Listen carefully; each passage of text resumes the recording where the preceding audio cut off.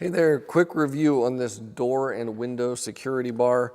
This is fully adjustable. We've got a wide range of adjustments here. You can see all of these holes going to allow you to fit a lot of different size options that you might need there.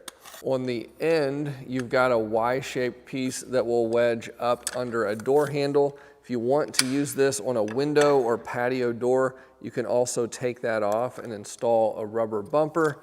And then put this between the window or patio door, and that'll work really well also. One of the nice things about this unit is that the foot on it is at an angle, and that'll help you match up the angle that you want to have whenever you're trying to get your length correct.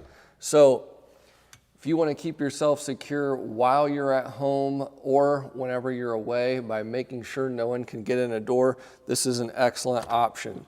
It wedges up under the handle like so. Give it a firm press. That's in there nice and tight. And there is absolutely no way that someone can get that door open.